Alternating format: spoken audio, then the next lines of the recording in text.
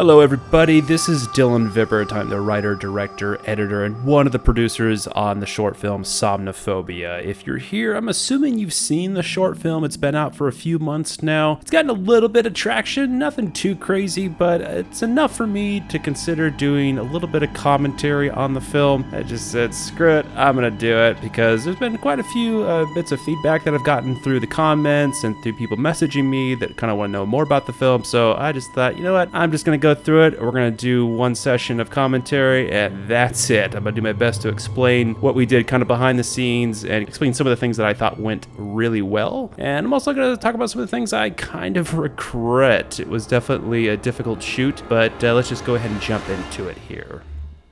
All right, yeah, I got the logo here, Silver Hero Entertainment, and the little opening title here.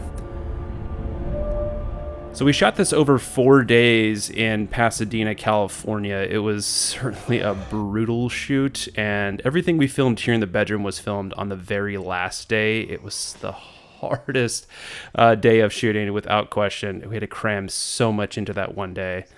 Who's there? And this is actually the scene that I'm getting the most flack on, is because of how this lamp in the background is positioned, and she gets a flashlight here in a second. I'll explain more about that in a minute. And I kind of just tried to design this scene as to how, if I saw someone standing in the doorway, how would I react to this situation?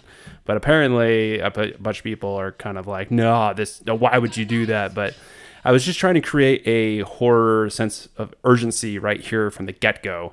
But all right, so let's stop this right here. So this right here is the biggest issue everybody has with this opening scene, is because she grabs this flashlight when there's clearly this lamp right here in the background. I totally understand what everyone's talking about here. But in my head, this made sense, because at my house, I have my bed positioned the same exact way, where there is a lamp next to my bed on the nightstand, but that lamp does not switch on by the switch by my bed. It can, but we have it set up to where the light switch by our bedroom door is what turns it on. So if the light switch is down, then it's not able to be turned on manually by the nightstand.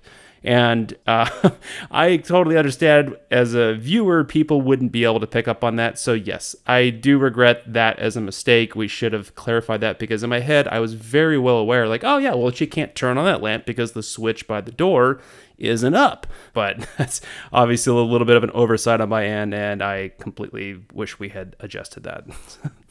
And everything's shown right here with the light on the door, and this shot right here, this is actually all an effect. We completely forgot to shoot it with the light on the door.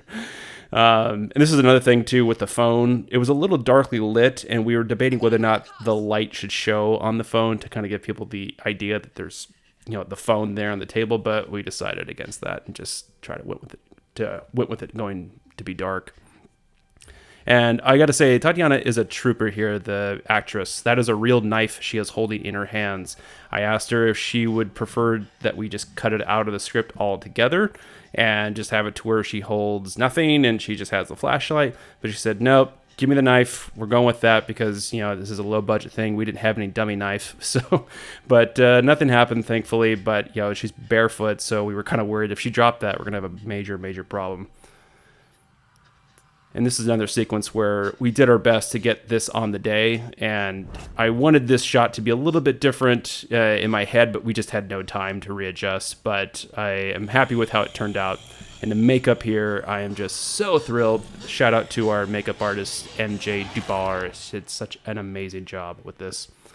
So yes, obviously we cut here and we spend most of the film here in the living room with our three main actors. There's Chris Atto, he's brilliant. And then, of course, Atticus, playing the, spoiler alert, villain of this film, and they all do such a great job.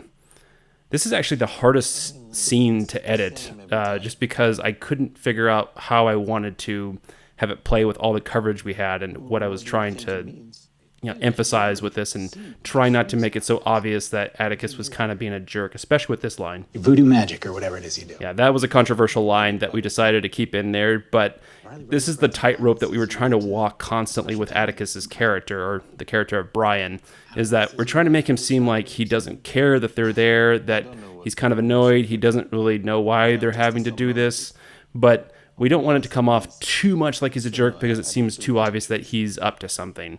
And I do kind of regret that we kind of went a little too hard. I think that's my fault. I gave Atticus the direction to kind of be a little bit more of a jerk. And I wish we kind of toned it back, but it is such a hard tightrope to walk with the twist at the end. But I love that Tatiana has real tears throughout half of this film. She's such an amazing actress. She's crying through half the shoot. And I was like, "Are you all right?" And she's always like, "Yep, I'm fine. All's good." It is awesome, though. I kind of told Chris and Tatiana to constantly focus on each other and to only occasionally glance over at Atticus as he's delivering his lines, because he's just kind of a nuisance that he's there. So if you notice that they're constantly looking at each other, while Brian is in the background here just kind of being ignored.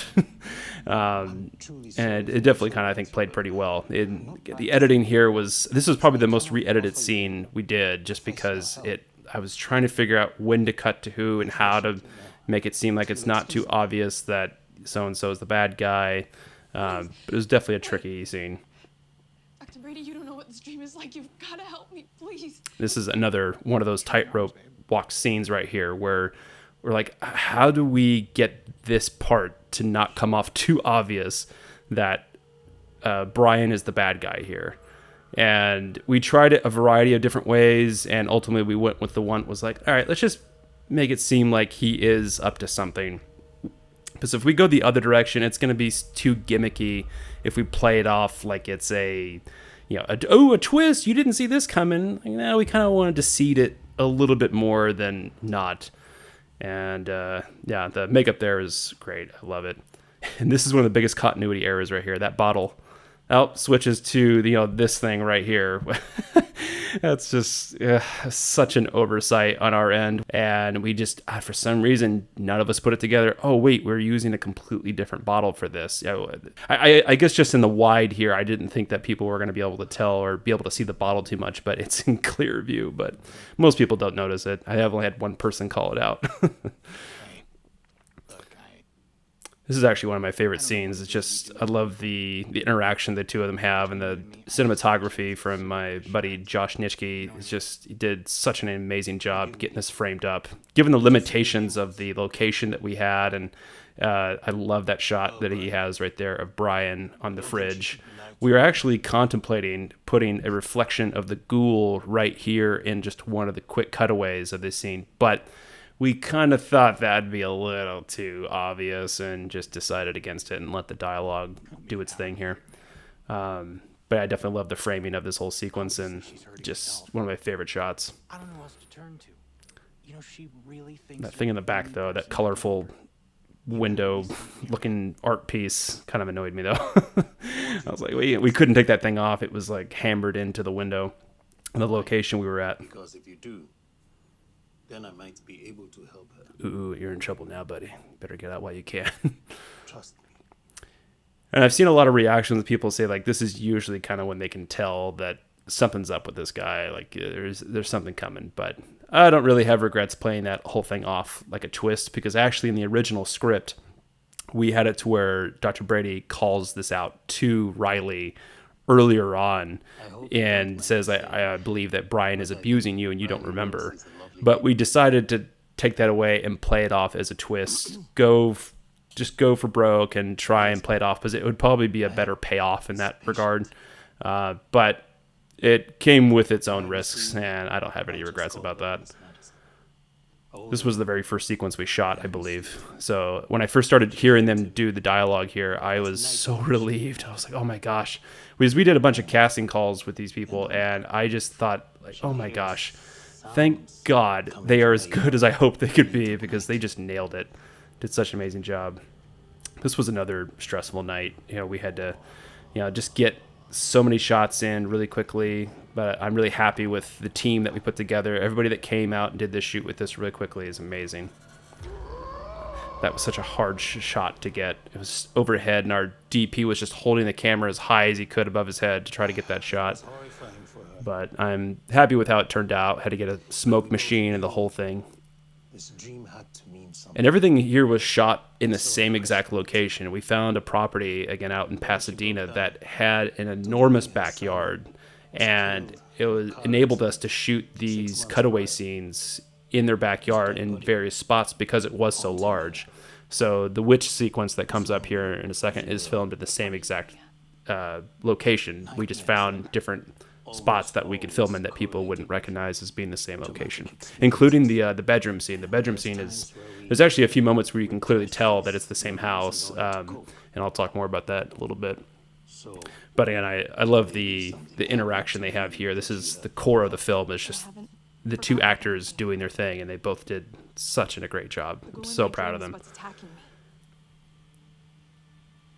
You know, I treated a patient. One of this witch sequence coming up was actually supposed to be a lot longer. It was in the script. It was supposed to be a chase sequence where the young man is running. I believe the actor's name is Nick Tom. He was very, very cool. Came out just for like a couple hours to do this with us. But he was supposed to be being chased by her, but we just didn't have the resources or the time to do this. And this is probably my favorite shot in the film of the witch, this slow close-up. So I just said, if we can't do a chase sequence, let's make it ultra creepy in the light and stuff and just go with that. And I'm really happy with how that turned out. And again, Josh Nitschke was working overtime trying to get that whole sequence to be lit right, and with one single camera, minimal crew. But I think it required all hands on deck to get that sequence to play and in the time frame we needed to get it done. But again, had a great team with us to work on this.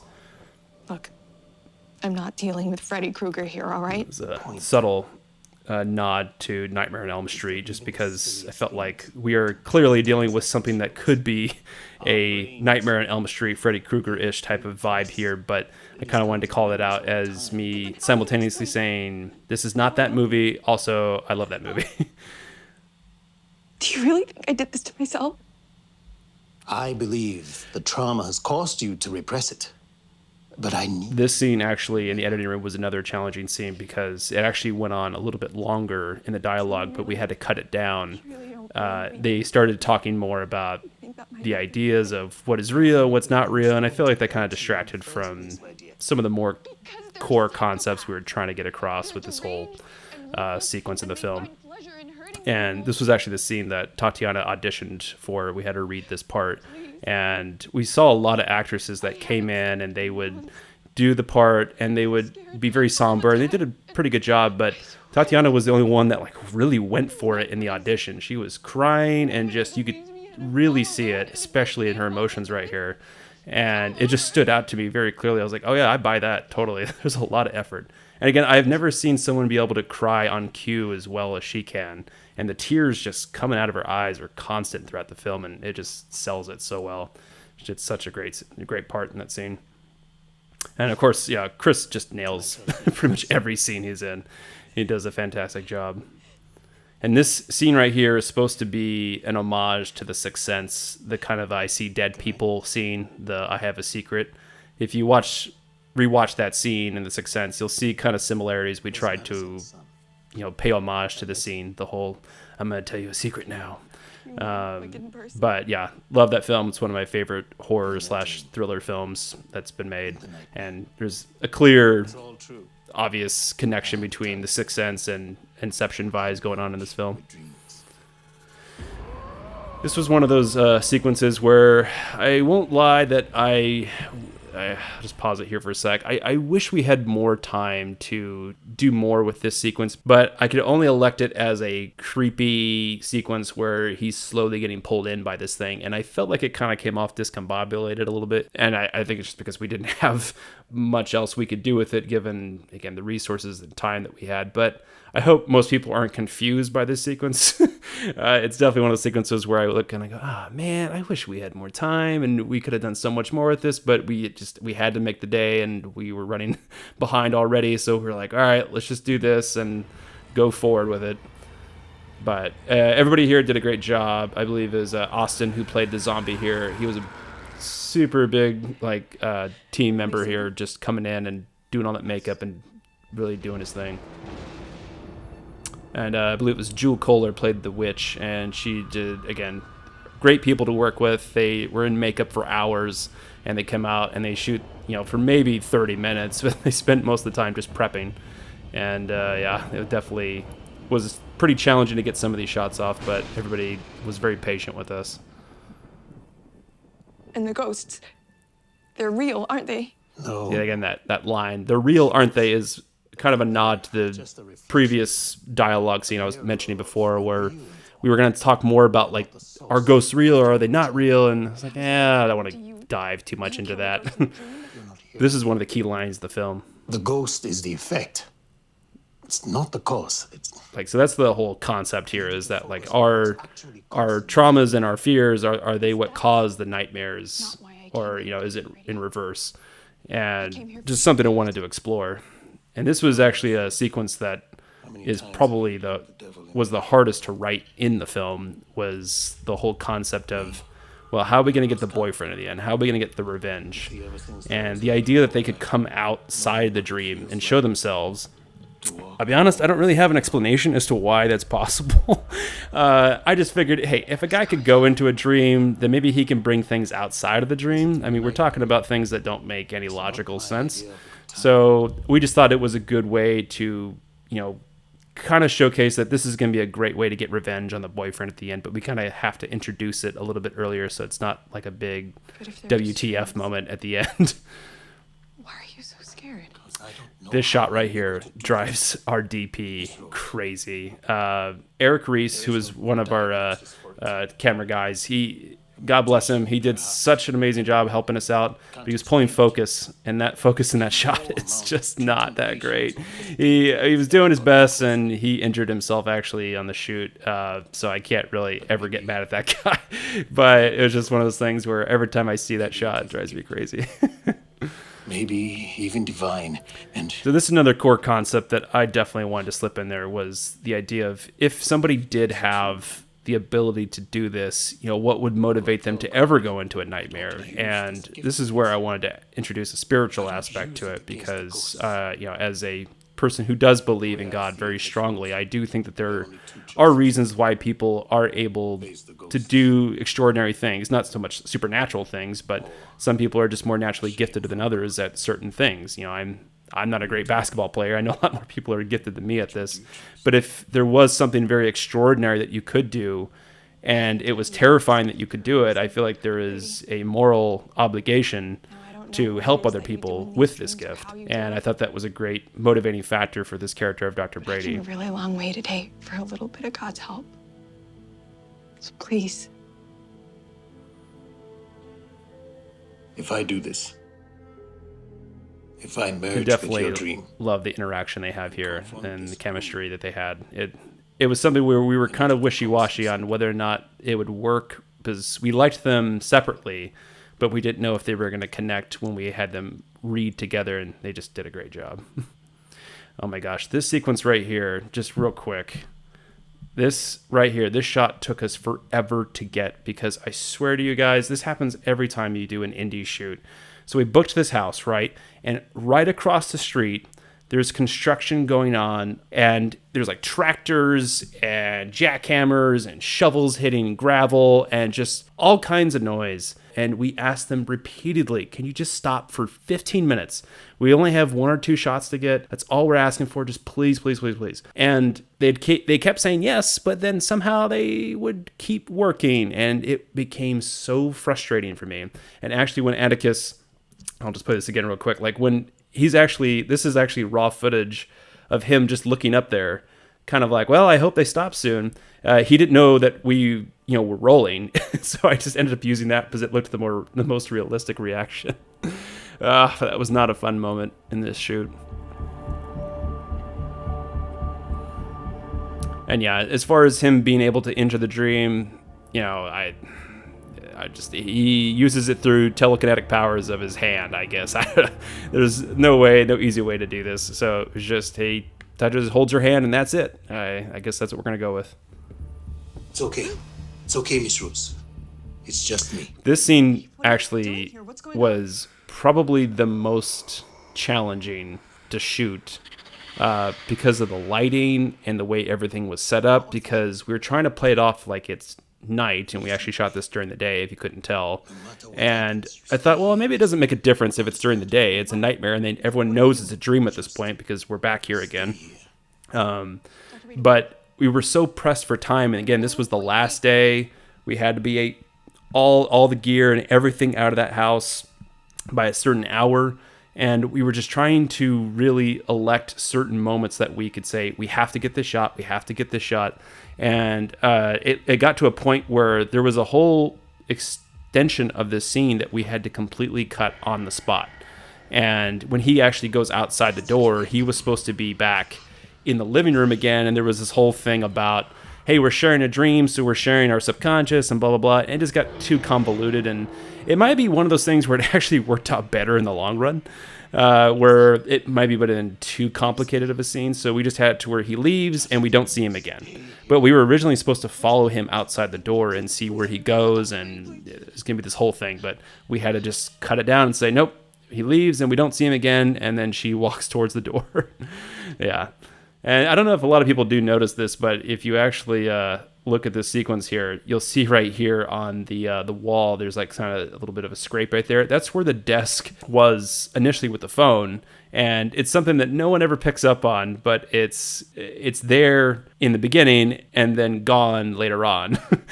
We had to remove it for these shots, hoping no one would notice, and as far as I can tell, no one's noticed that yet, so I'm kind of happy that we got away with that one. It was just something where we had to do. We're like, we have to move that desk, and hopefully no one notices that it's been moved. Hello? Again, like we had to completely redo this whole scene on the spot, and it was just something as a director, it's like the last thing you want to do is just, because you do all this preparation and you have it in your head, and on the fly, having to think of how it's going to work and change everything around, you're just hoping and praying that it makes sense and that it'll work just as well as you had originally wanted it to. And I think it did, but if there's any scene that I just wish we had more time, it's this one right here, this confrontation. We were in 0 hour. We were literally past the time we had to be out of there, so we had to get this confrontation as quickly as we possibly could. And I kind of wanted that to be a little bit longer of a stare down, a little bit longer of a confrontation with more wides and just kind of this standoff, but we just had to do it real quick and get in and get out. And it's definitely the sequence I look at, and it just, every time I see it, it kills me, because I'm like, that could have been so much more. I wanted that sequence to be so much more. Like, we've been waiting for Dr. Brady to confront this ghoul, and the payoff isn't that great, but for what it is, it wasn't like they were going to have this fist fight or something. I mean, it's just attacking a ghoul. But it's certainly, I wish it could have been a little bit bigger. How so? And as far as the actors being in all that makeup, Ronnie, who plays the ghoul, he was such a trooper, because all the shots we did with the ghoul are the very last things we had to film. And even when the sequences in the beginning, he was in makeup pretty much all day long. And we had to go through so many different shots, and it came down to where we have nothing else to film. We have to film all the scenes with Ronnie. And so anything you see with the ghoul are the very last shots we did. And I think altogether there's only 6 or 7 shots we did.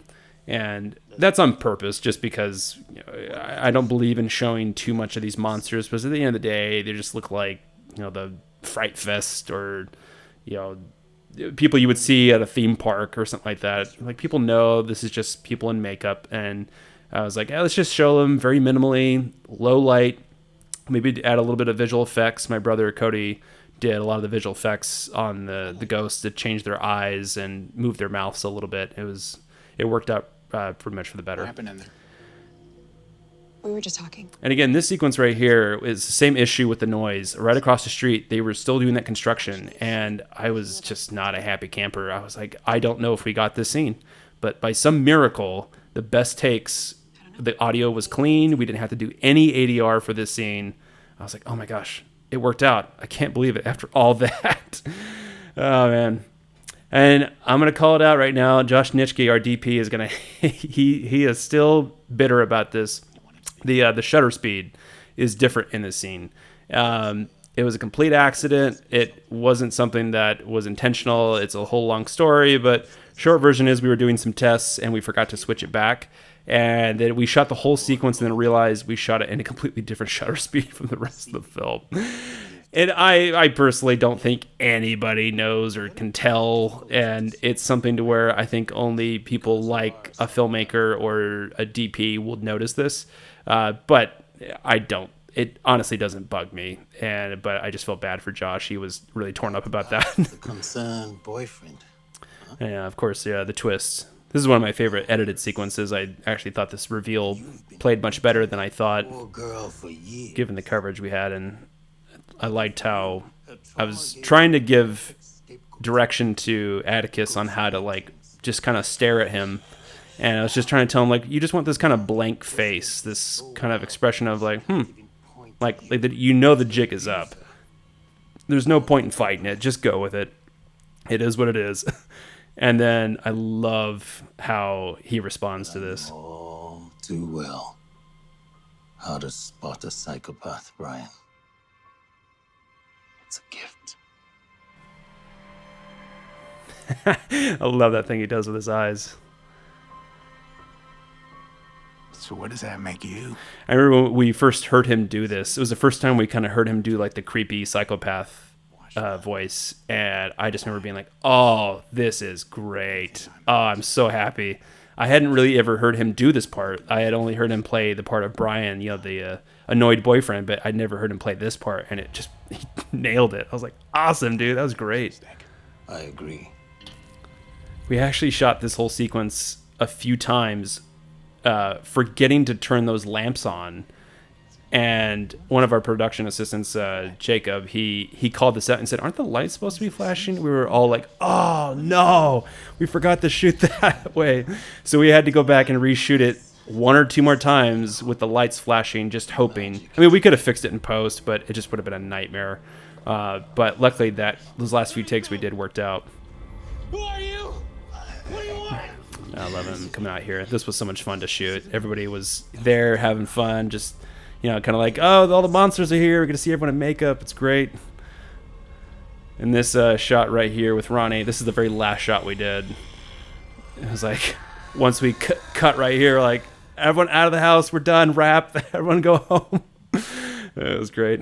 And this is Tatiana driving my car. I need you to promise me something.